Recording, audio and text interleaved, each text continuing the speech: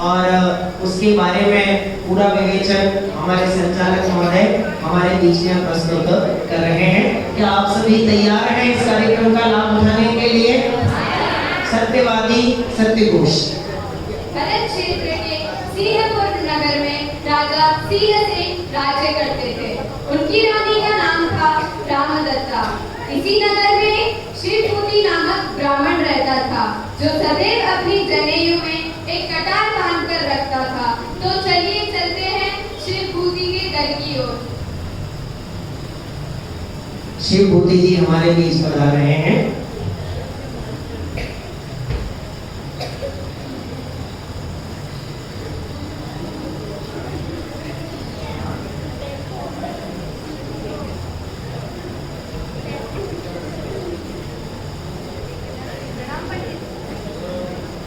प्रणाम पंडित जी। प्रणाम, बैठो।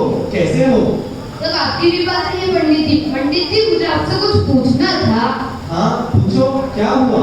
मैंने हर जगह देखा है कि आपके गले में एक धागा और कटार लटका रहता है। इसका क्या अर्थ है? देख रहे हो ना ये कटार? ये मेरी सत्यता का प्रमाण है। यदि मेरे मुख से कभी भी असत्य निकले तो मैं सत्य जुबान ही काट डालूं। आप तो महान है पंडित जी। आप जैसे महापुरुष को बिल्ले भी होते हैं।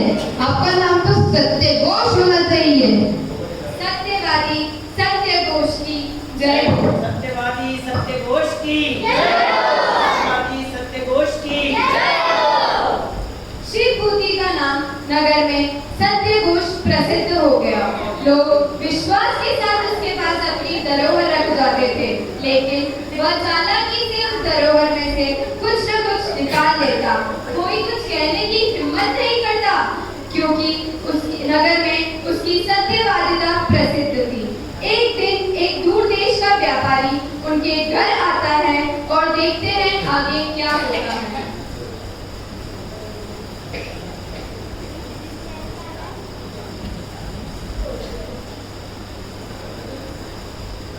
प्रणाम पंडित जी। प्रणाम, बैठो। कौन हो तुम? मैं व्यापारी हूँ। क्या आप ही सत्यघोष हैं? जी हाँ, मैं ही सत्यघोष हूँ। पूरा नगर मुझे इसी नाम से जानता है। मैंने आपका बहुत नाम सुना है। आप लोगों की धरोहर रखते हैं और उन्हें वापस लौटा देते हैं।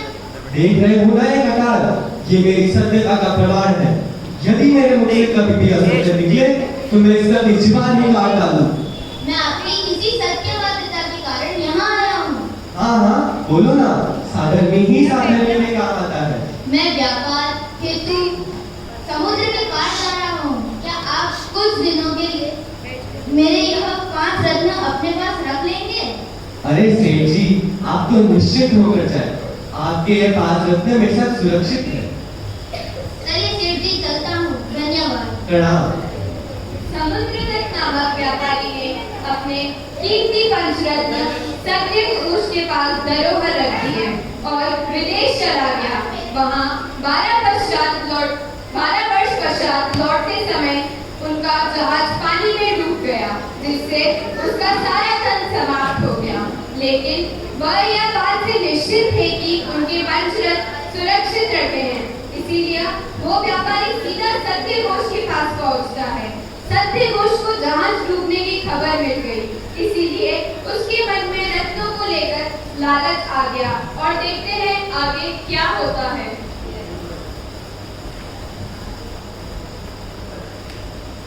प्रणाम पंडित जी। प्रणाम, कौन हो तुम? अरे भूल गए, 12 वर्ष पहले मैंने आपको मेरे कुछ रत्न दिए थे। मेरा तो व्यापार में बहुत नुकसान हो गया है। मैं तो बर्बाद हो गया। अब तो आपके पास रखी धरोहर का ही सहारा है, जिससे मैं पुनः व्यापार कर सकूं। अरे कौन हो तुम? कहाँ से आए हो? कौन से रत्नों की बात कर रहे हो? अरे आप ही कैसे झूठ बोल रहे हैं? आप ही कैसे बोल सकते हैं? अच्छा, ये तो वही व्यापारी है जिसका जहाज डूब गया। व्यापार में इतना नुकसान हो गया कि अब ये पागल हो गया। मुझसे रत्न मांग रहे हैं। मेरे पास नहीं है तुम्हारे रत्न। तुमने किसी और को दिए होंगे, मुझसे मांग रहे हो। अरे ये झूठ कहता है। 12 वर्ष पहले मैंने ऐसे मेरे रत्न दिए थे, अभी देने से मना कर रहे हैं। ये सत्यघोष झूठ बोल रहा है। सत्यघोष और झूठ क्या बोलते देख रहे हो ना ये कटार, ये मेरी सत्यता का प्रमाण है। यदि मेरे मुख से कभी भी असत्य निकलता तो मैं इसे अपनी जुबान ही काट देता। ये झूठ बोल रहा है, पागल हो गया है, निकालो इसको यहाँ से। सभी लोग सत्य घोष की बात को सत्य मानकर व्यापारी को भगा देते हैं। सत्य घोष द्वारा व्यापारी के पंचरत्न चोरी हो जाने पर व्यापारी नगर में पागलों की तरह घूमता है और एक दिन राजा और रानी घूमते हुए आते हैं और बातें करते हैं। आशाओं का हुआ खात्मा, दिली तमन्ना पड़ी रही, बस परदेसी हुए रवाना, प्यारी काया पड़ी रही। आशाओं का हुआ खात्मा, दिली तमन्ना पड़ी रही, बस परदेसी हुए रवाना, प्यारी काया पड़ी रही। तभी समुद्र तट व्यापारी आकर एक तरफ चिल्लाने लगता है, अरे भाई सुनते हो, सत्य घोष ने मेरे रत्न चुरा लिए, अब वापस देता ही नहीं है। अरे बहन सुनते हो, सत्य घोष ने मेरे रत्न चुरा लिए, अब वापस देता ही नहीं है। अरे भाई सुनते हो, सत्य घोष ने मेरे रत्न चुरा लिए, अब वापस देता ही नहीं है। अरे बहन सुनती हो, सत्य घोष ने मेरे रत्न चुरा लिए, अब वापस देता ही नहीं है। अरे भाई सुनते हो, सत्य घोष ने मेरे रत्न चुरा लिए, अब वापस देता ही नहीं है। राजा और रानी आश्चर्य से व्यापारी की यह क्रिया देखते हैं। हे भगवान, अब मैं व्यापार कैसे करूंगा? मैं तो बर्बाद हो गया। सत्य घोष ने मेरे रत्न चुरा लिए, अब वापस देता ही नहीं है।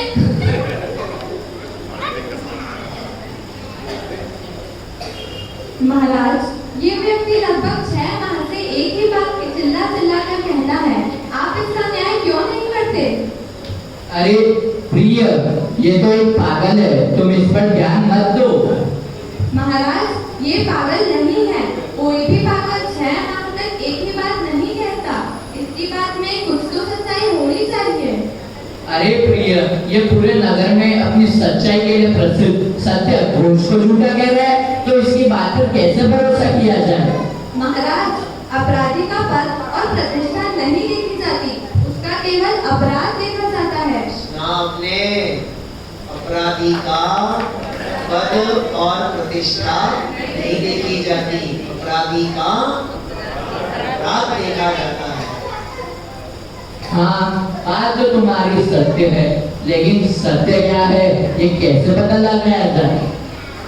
इसका पता तो मैं लगाऊंगी। ठीक है, जैसी तुम्हारी इच्छा। रानी रामदत्ता ने समुद्र तट व्यापारी को बुलाकर उससे सारी जानकारी ली और एक योजना बनाकर सत्य घोष को चौपड़ खेलने को आमंत्रित किया। तो चलिए चलते हैं राजमहल की ओर।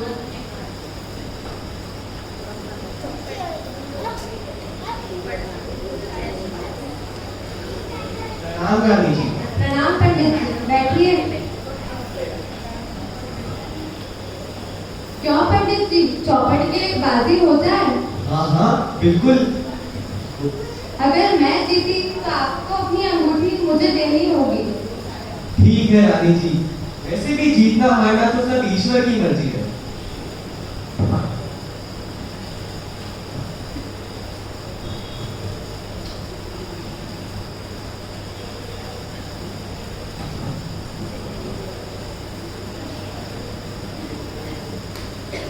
लाइए पंडित जी, मैं जीत गई, दीजिए अपनी अंगूठी।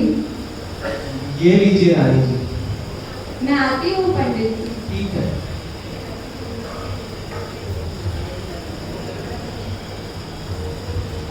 ये अंगूठी लेकर सत्य घोष के घर जाना और उसकी पत्नी से समुद्र दत्त के रत्न मांगना। जी रानी। दासी अंगूठी लेकर सत्य घोष के घर जाती है।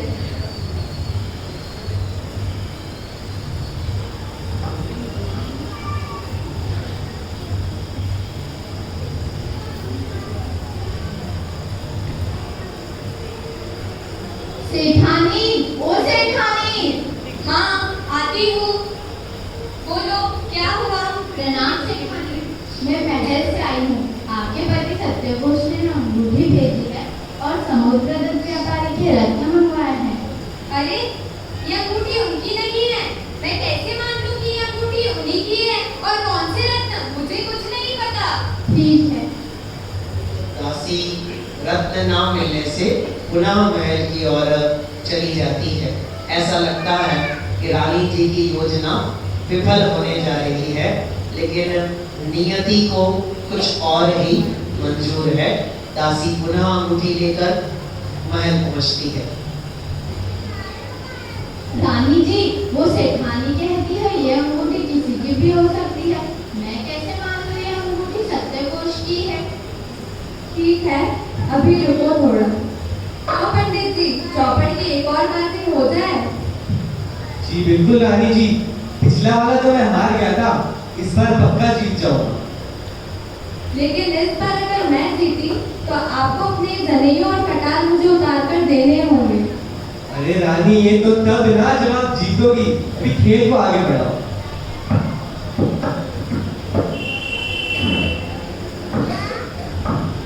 दोनों पुनः चौपड़ खेलने लगते हैं।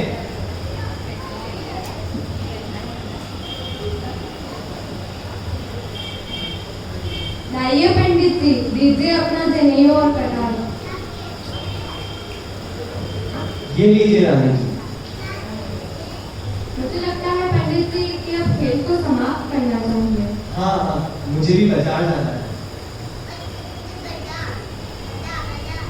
सत्यघोष रानी से जनेऊ और कटार हार कर व्यापार के हेतु बाजार की ओर प्रस्थान करते हैं और रानी जी अपनी दासी से कहती हैं, ये जनेऊ और कटार लेकर सत्यघोष के घर जाना। अब की बार उसकी पत्नी निश्चित ही रत्न दे देगी। जी रानी जी।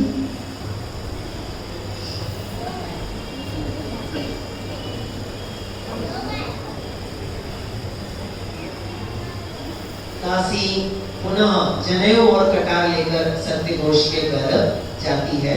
सेठानी, ओ सेठानी। हाँ आती हूँ। बोलो अब क्या हुआ? प्रणाम सेठानी। आपके पति सत्यघोष ने आज जनेऊ और कटार भेजी है और समुद्र व्यापारी के रत्न मंगवाए हैं। वो अपनी जनेऊ और कटार कभी नहीं उतारते। जरूर वे किसी बड़ी मुसीबत में होंगे, इसीलिए ये उतार कर भेजा है। अच्छा, 2 मिनट में आती हूँ।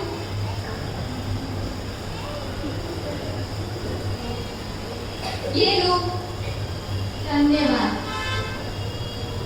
दासी समुद्र व्यापारी के रत्न लेकर चली जाती है और रानी के पास जाकर उन रत्नों की पहचान पुनः समुद्र व्यापारी से करवाती है।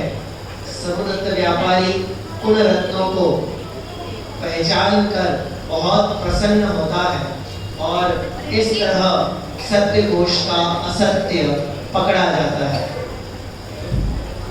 समुद्र व्यापारी हंसी हंसी अपना नया व्यापार शुरू कर देता है और अब सत्यघोष का असत्य पकड़ा जाने पर उनको राज दरबार में सजा दी जानी है। तो चलिए चलते हैं राज दरबार की ओर।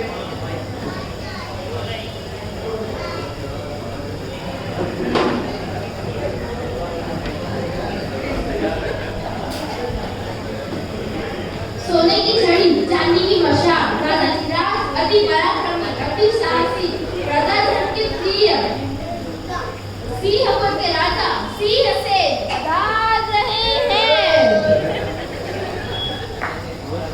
महाराज की जय हो, महाराज की जय हो, महाराज की जय हो।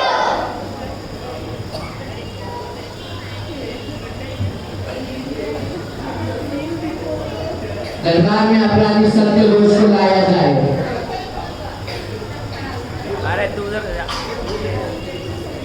सत्यघोष हाजिर हो।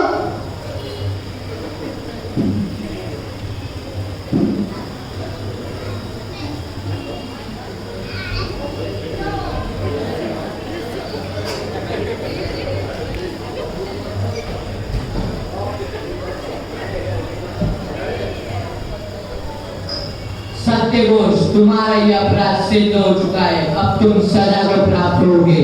महाराज मुझे क्षमा करें महाराज, मुझसे बहुत बड़ी भूल हुई है। तुम्हारा ये अपराध अक्षम्य है। पूरे नगर ने तुम पर इतना विश्वास किया और तुमने सबको धोखा दिया है। तुम्हें दंड मिलना निश्चित है।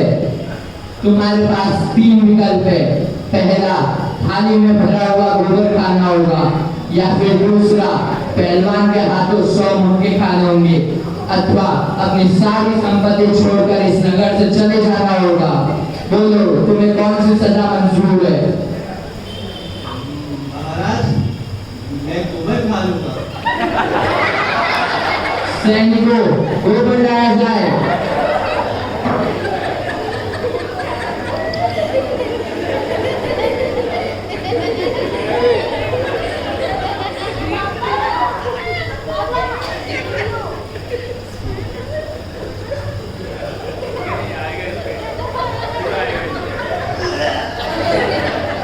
महाराज ये तो असंभव है, मैं इसे नहीं खा पाऊंगा। मैं पहलवान के 100 मुक्के खा लूंगा। पहलवान को बुलाया जाए।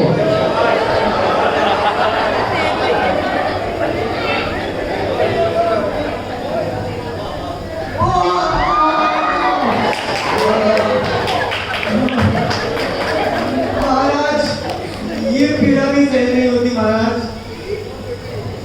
तो फिर तुम अपनी सारी संपत्ति छोड़कर इस नगर से चले जाओ। सत्यघोष रोते हुए बाहर चला जाता है। तो देखा आप लोगों ने, अपने असत्य बोलने के कारण सत्यघोष को कितना दुख भोगना पड़ा। इसीलिए आप भी कहें, सत्य धर्म की कथा को सुनकर सत्य का साथ निभाना, ध्यान लगाना, ध्यान लगाना, ध्यान लगाना, कथा को सुनकर जाना, ध्यान लगाना, बोलिए ध्यान लगाना, ध्यान लगाना, ध्यान लगाना, कथा को सुनकर जाना, ध्यान लगाना। जीवन में कभी झूठ मत बोलो, सब कैरेक्टर ऊपर चले जाओ। जीवन में कभी झूठ मत बोलो, सत्य वचन तुम तोड़ के बोलो। असत वचन से दुर्गति मिलती, सत्य से मिले खजाना, ध्यान लगाना। सत्य धर्म की कथा को सुनकर सत्य का साथ निभाना, ध्यान लगाना। सच मन जिका है बोलबाला, सच मन जिका है बोलबाला, झूठे का हरदम बोलबाला। सत्यमेव जयते की सुक्ति जीवन में अपनाना, ध्यान लगाना। सत्य धर्म की कथा को सुनकर सत्य का साथ निभाना, ध्यान लगाना। इस तरह ये पाठशाला के सीनियर्स ने, बड़े बच्चों ने ये नाटक आपके सामने प्रस्तुत किया।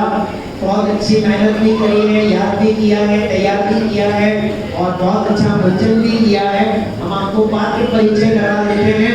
इस पूरे नाटक का जो लीड कैरेक्टर है यानी शिवभूति, जिसे नाम मिला सत्यघोष और जो अपने असत्य के लिए प्रसिद्ध हुआ, अपने रत्नकर्ण शाखाचार्य में आचार्य समंत भद्रदेव ने असत्य पाप में प्रसिद्ध व्यक्ति का नाम लिखा है सत्यघोष, और उसकी ये कथा है। असत्यघोष का पात्र बखूबी निभाया ईशान जैन। सत्यघोष का हमें परिचय करवाया जिन नागरिकों ने, उन नागरिक का नाम है दिव्य जैन। और इस सत्यघोष को सजा देने का काम जिन्होंने किया, ऐसे राजा हमारे बने अन्वय जैन, और जिन रानी की पूरी योजना बनी, उन्होंने पूरी प्लानिंग करी, और रानी जी बनी हमारी आज की संचालक दिया जैन। और मीनल जैन, और रानी जी की दासी के रूप में बहुत अच्छा रोल किया परिणति जैन, और डबल रोल किया सेठानी का और संचालक का दिया जैन। और हमारे व्यापारी जिनके रत्नों के पीछे पूरी कहानी चल रही है, समुद्र दत्त का रोल निभाया आरव पंडित।